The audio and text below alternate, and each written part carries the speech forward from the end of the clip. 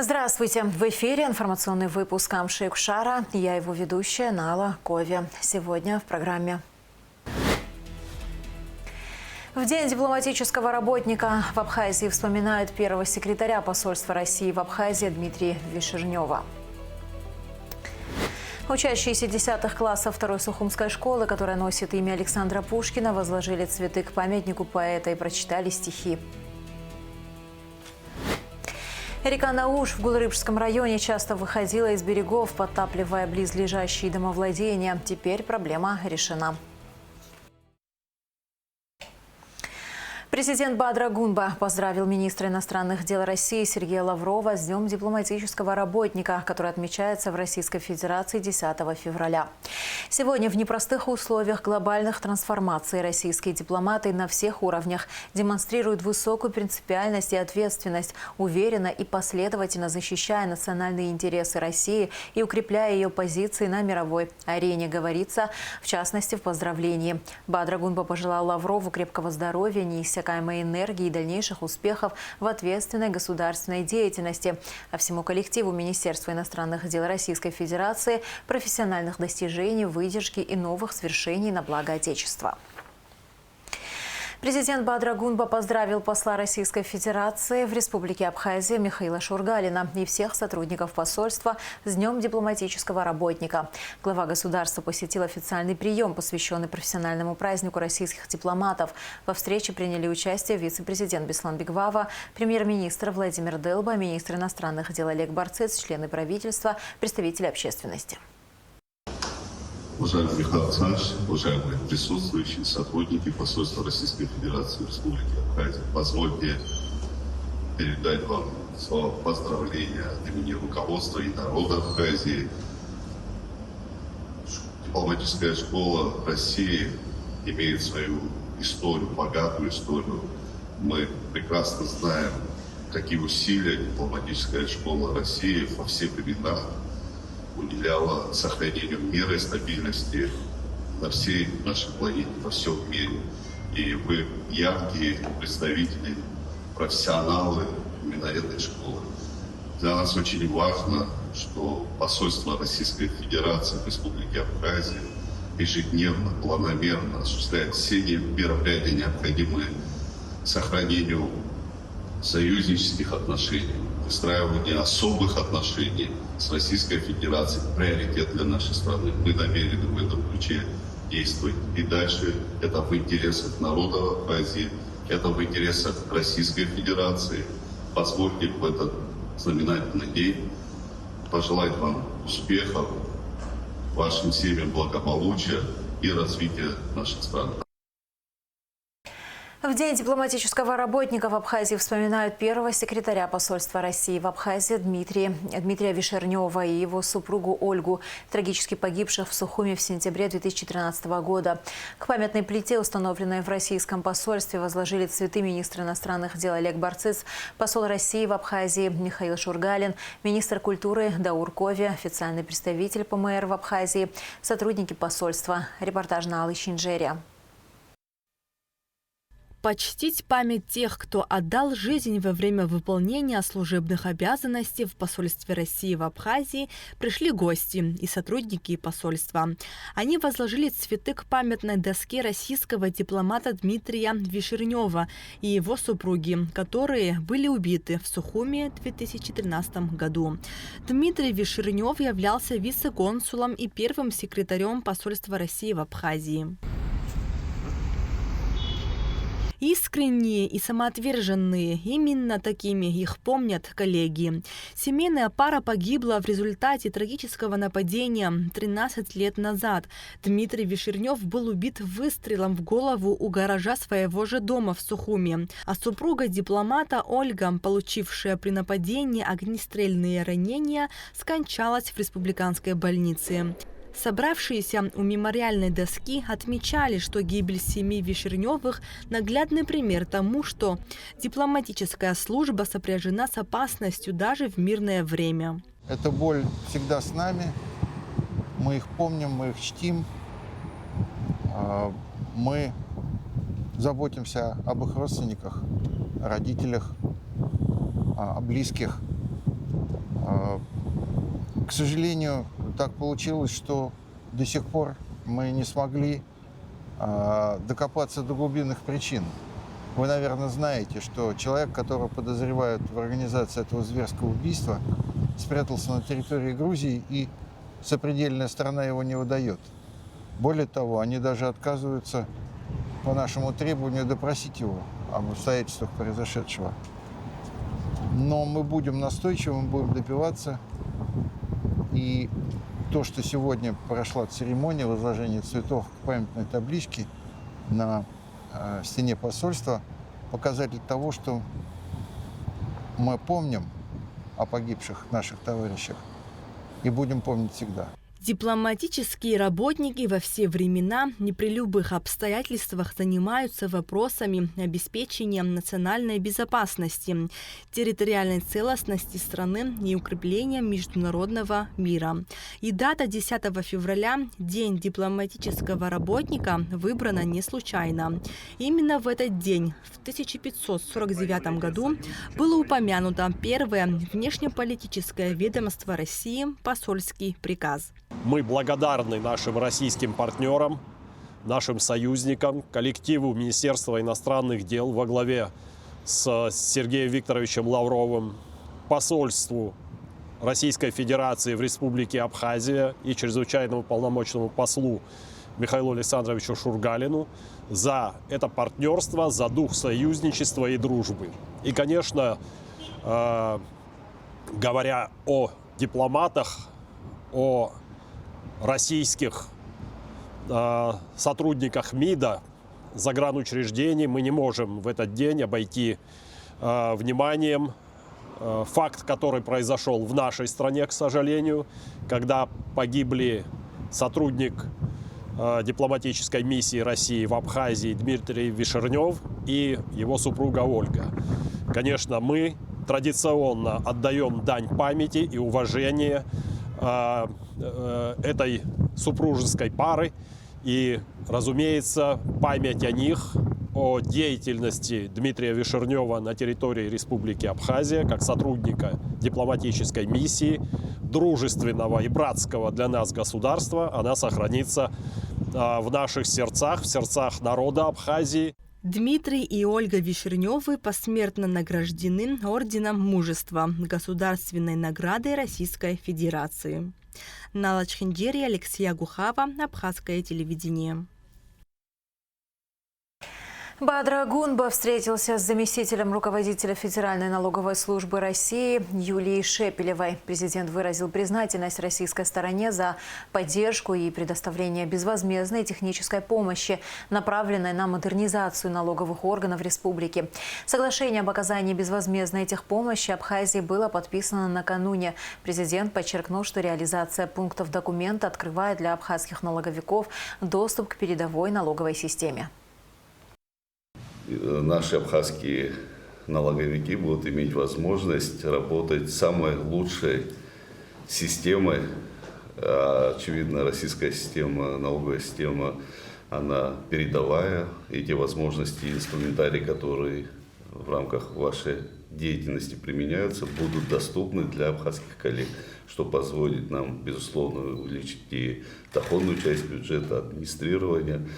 И, конечно же, тот пилотный проект, который планируется реализовать на территории Абхазии, станет еще одним показателем того, насколько эта взаимосвязь важна. Очень радует, что именно такой уровень взаимоотношений, взаимодействия наладился между ведомствами. Я помню буквально нашу первую встречу, наше совещание с участием Сергея Владимировича Кириенко, который действительно привнес в реализацию этого проекта все свои силы, возможности, умения. И мы сегодня на дистанции имеем возможность уже реализовывать определенные шаги. Мы очень рады, что свершилось уже официальное подписание соглашения. И мы с коллегами до того, как подписали соглашение, уже выстроили очень хороший диалог, у нас очень хорошее взаимодействие. Мы, безусловно, будем стараться, что тот опыт, который есть у нас, который мы уже наработали и в России, и с другими странами, где мы внедряли нашу систему, мы самый лучший опыт принесем для вашей страны. И будем стараться, чтобы те обязательства, которые мы взяли на себя, все это зафиксировано в соглашении, чтобы мы выполнили качественно, в срок. Конечно, нам нужна ваша поддержка, потому что здесь там ряд мероприятий, где нам необходимо будет работать с вами слаженно. Поэтому мы очень рассчитываем, даже не то, что рассчитываем, мы точно знаем, что вы нас поддержите.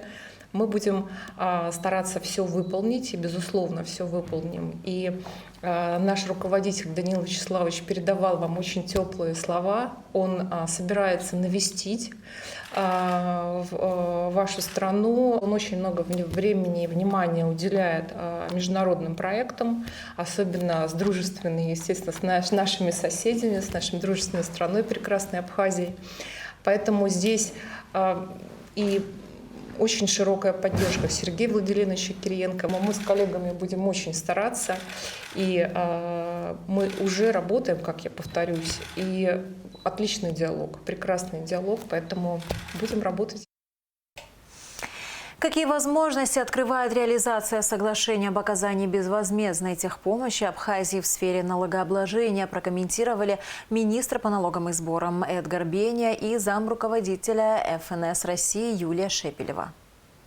В рамках реализации пунктов данного соглашения в первую очередь будут реализованы внедрение онлайн-контрольно-кассовой техники с соответствующим программным обеспечением, которое будет внедрено, а также внедрение автоматизированной системы контроля за налоговыми вычетами в части налога на добавленную стоимость. Буквально вчера в городе Москва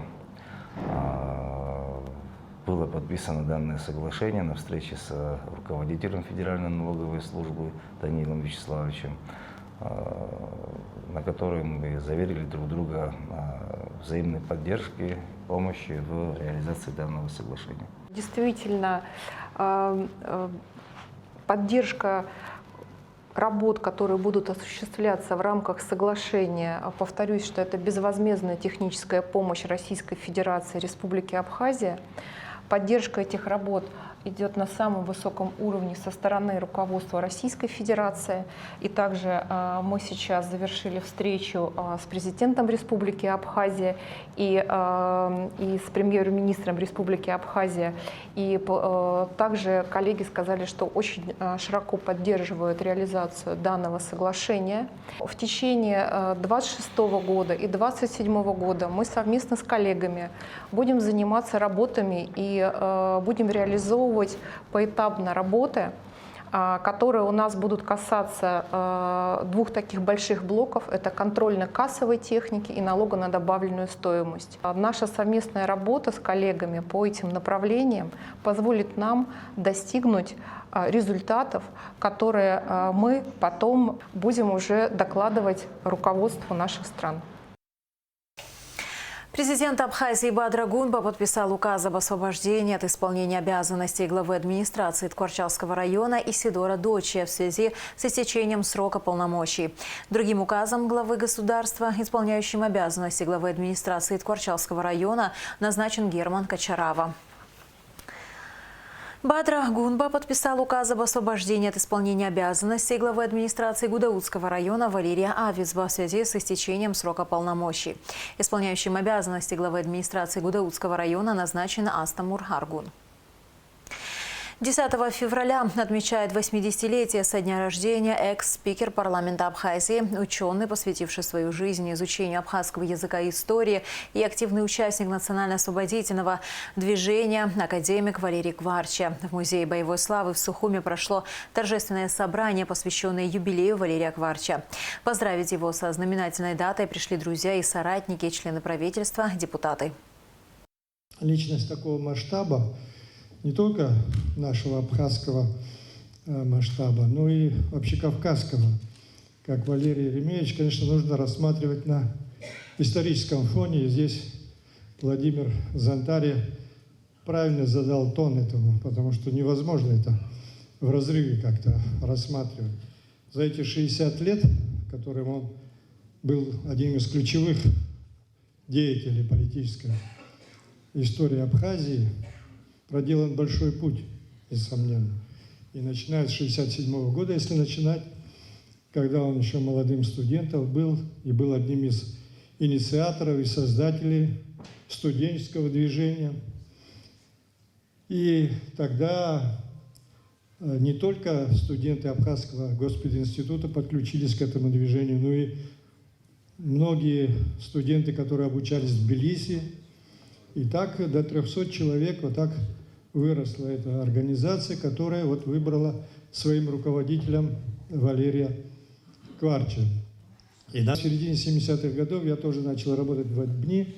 Там вот мы и познакомились, собственно говоря, и эти люди меня втянули как раз в это дело. А тогда, в 68-м году, мы, будучи еще школьниками, мы бегали в филармонию, интересовались, что там происходит. И я каждый вечер с братом, а брат мой был инструктором обкома и был посредником между властью и вот этими людьми, которые там лидерами. Кстати, Валерий в своей книге описывает тоже эту ситуацию. И я вот это спрашивал, и все это впитывал в себя тогда еще школьником, 16 лет. А в 1978 году, когда вот готовили Паквашский тогда сход, вот Валерий и Ермолай Аджинджел меня привлекли к организации проведения этого мероприятия. Вот тогда было первое такое мое вступление тоже в эту такую работу. Спикер Народного собрания Лаша Ашуба поздравил Валерия Кварча с юбилеем. Наука и политика неразрывно связаны на вашем жизненном пути. И сегодня вы известны как один из активных участников национально-освободительного движения народа Абхазии. За годы парламентской деятельности вы внесли большой вклад в развитие законодательства республики и абхазского парламентаризма, способствовали решению на законодательном уровне многих вопросов научной и образовательной сферы, говорится в частности в поздравительном адресе. К другим новостям. На базе Гудаутской ЦРБ откроют отделение наркологии. Решение об этом было принято на заседании профильного комитета Народного собрания. Новое лечебно-реабилитационное отделение будет представлять собой обособленное структурное подразделение, оснащенное современным оборудованием, предназначенным для оказания комплексной медицинской и психологической помощи людям, страдающим наркотической зависимостью.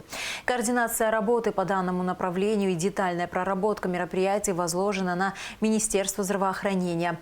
Напомним, что по инициативе спикера парламента Лаши Ашуба, депутатов Рашиды Айба и Дмитрия Маршания в республиканский бюджет на предстоящий финансовый год внесены изменения, предусматривающие целевое выделение 20 миллионов рублей на реализацию программы по борьбе с наркозависимостью. Эта категория больных, она представляет немалую массу в процентном соотношении по сравнению с другими заболеваниями. И я считаю, это очень актуально. Естественно, не против. У нас есть площади, где мы можем разместить. То есть, надо еще дальше проработать, продумать, как это будет выглядеть, собрать штат, коллектив на эту работу, в это отделение. Еще много вопросов, которые нужно обсудить с главным наркологом, с Минздравом, и под их контролем мы согласились тоже быть вовлеченными в эту работу. А так-то мы сталкиваемся с этой категорией пациентов очень часто. Определенные опыт работы есть, но не только у нас, а в каждом районе, где есть районные больницы. Эта категория пациентов к нам попадают, они с сопутствующими заболеваниями, которые тоже надо учитывать. В общем, какой-то опыт у нас есть, и если нам удастся собрать хороший коллектив, готовы работать с этими пациентами, мы готовы помочь этой категории. Более подробно об открытии наркологического отделения расскажет Эсма Джикерба в передаче «Пациент» в сегодняшней вечерней программе. 463 грамма метадона изъяли на таможенном посту ПСО. Наркотики были обнаружены и изъяты у гражданки Абхазии Астанды Гогия в ходе личного досмотра, сообщает пресс-служба ГТК. Гогия задержана и водворена в изолятор временного содержания. Возбуждено уголовное дело. 101 год, день рождения, отметил ветеран Великой Отечественной войны Алексей Ласурия. Поздравить его пришли замглавы администрации Сухум Автандил Сурманидзе, представители посольства России в Абхазии и Дома Москвы. 10 февраля свой 101-й день рождения отмечает ветеран Великой Отечественной войны Алексей Якупович Ласурия. Поздравить юбиляра пришли замглавы администрации Сухума Автандил Сурманидзе, представители посольства России в Абхазии и Дома Москвы. Сурманидзе передал поздравительный адрес и денежный подарок – 50 тысяч рублей от главы города Сухум Тимура Агарба. Еще такие люди, как вы, нужны нашей стране. Вы такой жизненный путь прошли, что такие люди нужны. Таких людей, как вы, очень мало их осталось. Вы нам всегда нужны, будьте рядом с нами, а мы со своей стороны всегда будем поддерживать вас. Врученный ветерану денежный подарок стал знаком внимания и материальной поддержки со стороны главы города Сухум, подчеркивая заботу о тех, кто отстоял свободу в борьбе с фашизмом. Ветеран Алексей Ласурия, поблагодарив гостей за поздравления, сокрушался, что по состоянию здоровья не смог встретить их по-абхазски за столем с бокалом вина. Сегодня Алексей Ласурия живет в Сухуме, окруженный заботой племянницы, которая трепетно следит за его здоровьем. Автандил Сурманидзе подчеркнул, что подвиг Алексея Ласурия навсегда вписан в историю золотыми буквами. Пусть вас всегда окружают уважение, почет и человеческая благодарность за мирное небо над нашими головами, резюмировал замглавы столицы. 10 февраля отмечает 75-летие выдающийся спортсмен, мастер спорта международного класса по вольной борьбе, кавалер ордена Ахтябша 2 и 3 степени Раш Хабугович Хутаба. Уроженец села Блабрх, он прошел путь от школьной секции до побед на крупнейших международных турнирах в составе сборной СССР. В его копилке золото чемпионата СССР 1981 года и чемпионат Европы 1982, а также победа в легендарной встрече СССР-США. Завершив карьеру, он посвятил себя развитию борьбы в Абхазии. Его дело продолжает спортивная династия. Все 4 сыновей связали жизнь со спортом. В последние дни внимание мирового спортивного сообщества вновь привлекли проблемы, связанные с политическими провокациями на Олимпийских играх. Международный олимпийский комитет призвал украинских спортсменов не провоцировать россиян на Олимпиаде в Италии. Эта новость вызвала горькую улыбку у многих абхазских атлетов и их сторонников, которые на протяжении десятилетий сталкиваются с подобными вызовами со стороны Грузии. Гугуца Варданя продолжит тему. Спортивные игры все чаще превращаются в политические скандалы. Разразившиеся на Олимпиадах последних лет становятся своеобразным направлением для выявления политических амбиций отдельных стран. Так, например, в Лондоне грузинские функционеры требовали переписать биографии абхазских и юго-осетинских спортсменов, заявляя, что они не имеют права представлять свои республики. В Грузии обратили внимание, что на сайте Олимпийских игр в Лондоне в 2012 году, где размещены досье спортсменов, местом рождения члена сборной России Беслана Кудухова указана Южная Осетия, а другого спортсмена Дениса Царгуш – абхазский город Гудаута. МИД Грузии устроил настоящий дипломатический скандал. На Олимпиаде в Рио и Токио ситуация повторилась. Грузинские спортсмены часто позировали с флагами, на которых Грузия изображена с Абхазией и Южной Осетией. Делалось это для того, чтобы подчеркнуть непризнание независимости республик. В Токио в 2020 году в условиях пандемии на масках грузинских спортсменов было написано, что 20% их страны оккупировано. Эти действия стали не только проявлением политической агрессии, но и попыткой подорвать самоидентификацию спортсменов. Сегодня, по мнению главы Национального олимпийского комитета Абхазии Валерия Ашба, мы наблюдаем схожие тактики со стороны украинских функционеров. На фоне конфликта с Россией Украина также пытается использовать спортивные мероприятия для политической борьбы. Призывы к бойкотам, требования о недопущении российских спортсменов на международные соревнования – все это напоминает действия грузинских делегаций в прошлом. А сейчас смотрите, что происходит. Сейчас вообще всего 13 спортсменов от России выступают без флага, без гимна, в статусе такой, как бы, свободных. 13 человек. Я это даже вот представлял себе, что на них будет оказываться очень сильное давление. На Олимпиаде в Италии в этом году российскому фигуристу Петру Гуменнику запретили выступать под музыку из фильма «Парфюмер. История одного убийцы». Это произошло из-за отзыва разрешения правообладателям. Сообщили об этом российскому спортсмену за 2 дня до его отъезда в Милан.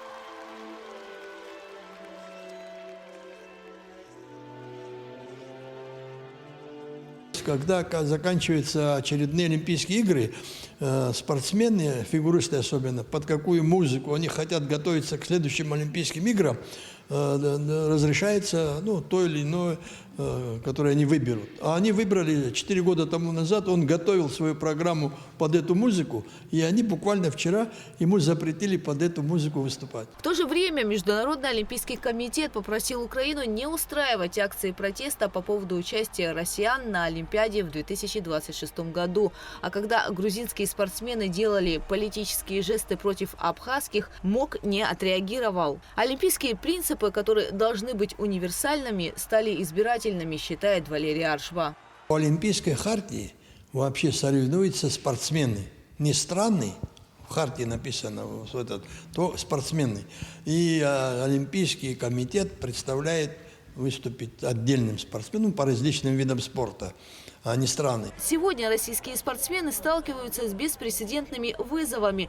На фоне международной политической обстановки они вынуждены выступать без флага под постоянным прицелом камер и риском провокаций. Абхазские и юго-осетинские спортсмены на протяжении десятков лет испытывают ограничения на международных площадках и понимают, насколько тяжело выступать под таким давлением. Они проливают пот и кровь, получают травмы, чтобы дойти до олимпийского пьедестала, но в итоге становятся заложниками политических игр, и путь к мечте навсегда остается закрытым.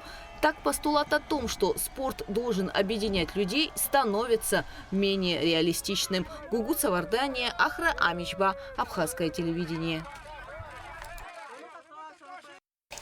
Ежегодные пушкинские чтения прошли в Сухуме. Учащиеся 10 классов 2-й Сухумской школы, которая носит его имя, возложили цветы к памятнику поэта и прочитали стихи.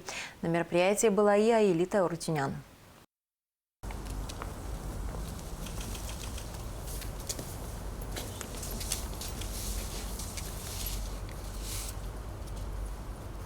«10 февраля. День ухода из жизни гения, подарившего нам творение на века – Александра Сергеевича Пушкина. Его труды проходят в школах, читают и заучивают наизусть. 10 февраля уже по сложившейся традиции в Сухуме организовывают пушкинские чтения, а проводит их представительство Россотрудничества совместно с учащимися 2-й столичной школы, носящей имя поэта.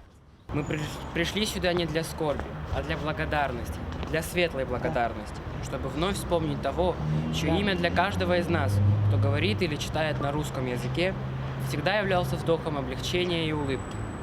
Как писал наш Фазиль Искандер, Пушкин своими солнечными стихотворениями, произведениями стал духовным очагом для многих поколений. И у этого веселого, мудрого, величайшего поэта мы греемся и сегодня во всем мире. Потому что ничего теплее его поэзии в русской словесности, пожалуй, не было. В мероприятии приняли участие ученики 10 классов. Каждый из них с вдохновением читал произведения великого поэта. Казалось, что дети не просто читают, а проживают каждое слово, каждую строчку, написанную в далеком прошлом Александром Пушкиным. Я памятник воздвиг себе нерукотворный. К нему не зарастет народная тропа, вознесся выше он главою непокорной Александрийского столпа. И дорог нам твой образ благородный. Ты рано смолк, но в памяти народной ты не умрешь, возлюбленный поэт. Пушкин был одаренной личностью. Он писал сказки, романы в стихах, поэмы. Произведения Пушкина бессмертны. Они до сих пор пользуются популярностью. Их читают, их любят, ими восторгаются. Наталья Каюн, сотрудник представительства Россотрудничества в Абхазии, выразила слова благодарности почитателям Пушкина, школе, которая носит имя поэта. Ежегодно Россотрудничество вместе со школой, со 2-й школой города Сухум, которая носит имя Пушкина, ежегодно приходит дважды даже в год, это 10 февраля и 6 июня, отдать дань великому поэту. И нам очень приятно, что школа, где они учатся, носит имя Пушкина. Они всегда, им даже не надо напоминать, они сами спрашивают: мы возложим цветы. И не только возлагают цветы, но и читают те стихи, которые проникают в душу и в сердце наших современников. Руслан и Людмила, Борис Годунов, Евгений Онегин. Таких произведений, которые у всех на слуху, написанных Александром Пушкиным, множество. Наталья Каюн отметила важность проведения такого рода мероприятий. Ведь они воспитывают молодежь, прививая им любовь к творчеству и истории. Именно на примерах, на традициях прошлого, на примерах тех, которые своим творчеством, своими открытиями способствуют развитию человека, это всегда очень важно. Это всегда хороший пример для подражания. Ежегодно 10 февраля в России отмечается День памяти Александра Пушкина. В этот день, в 1837 году, поэт ушел из жизни после ранения на дуэли с Жоржем Дантесом. Аэлита Арутюнян, Эльдар Дамиров, Абхазское телевидение. Вот уже 2 недели, как завершились работы по расчистке русла реки Науш в Гулрыбском районе. Ранее река часто выходила из берегов, подтапливая близлежащие домовладения. На месте работ побывала Яна Шакая. Река Науш, протекающая в одноименном селе в Гулрыбском районе, на первый взгляд кажется мелководной. Однако во время обильных дождей ее воды выходят из берегов и подтапливают дома местных жителей, что доставляет немало проблем. Мы находимся в селе Науш, непосредственно на реке Науш. Жители этого села обратились с заявлением руководству района. Руководство района оперативно среагировало. Обратились к правительству Абхазии, были проведены работы по очистке, по углублению русла реки Науш. Была проведена работа, протяженность работы составляет около 2 километров. Значит, здесь те жители, которые живут, очень часто, особенно вот весенние, осенние паводки, затапливало домовладения, сельскохозяйственные угодья и наносило ущерб. От всех жителей хочу поблагодарить руководство района, правительство Абхазии за проделанную работу. Река не раз наносила урон и сельскохозяйственным землям, виноградникам, кукурузным полям и огородам. На днях здесь завершились работы по очистке русла реки. На данный момент, как вы видите, тяжелая техника сделала свою работу. Цель масштабной расчистки не только привести реке былой вид, но и также предотвратить затопление. Все послевоенные годы русло реки не чистили. Помимо мусора, который сюда нанесло, за долгое время здесь образовались и большие насыпи щебенки. Работы по расчистке проводились за счет средств госбюджета специалистами ЖКХ Гулрыбского района. Мы провели здесь работу по очистке русла реки, провели около 2 километров. Глубина везде разнится, но максимальная глубина была 2 метра, минимально была 1–1,5 метра. Жители этого района обратились к главе Гулрыбского района о том, чтобы мы помогли им в очистке этой реки, потому что ситуация была, когда шли сильные дожди, потапливала близлежащие села, потапливала людей, трудно было передвигаться по мосту. После обращения к главе Гулрыбского района Харазе Сиду Геннадьевичу, он со своей стороны обратился к премьер-министру о том, чтобы они нам помогли в этой работе. Мы совместными усилиями смогли прочистить эту реку. Работы занимали около 12 дней. Техника была задействована наша, Гулрыбского района. Работу проводила МУП ЖКХ Гулрыбского района. Жители села надеются, что благодаря проделанной работе ситуация с подтоплениями не повторится. Яна Шакая, Юрий Катиба, Абхазское телевидение. И в завершении выпуска о погоде. В среду, 11 февраля, в Абхазии ожидается переменная облачность без осадков. Температура воздуха ночью -1,1, днем 5–10 градусов. Температура морской воды 9 градусов.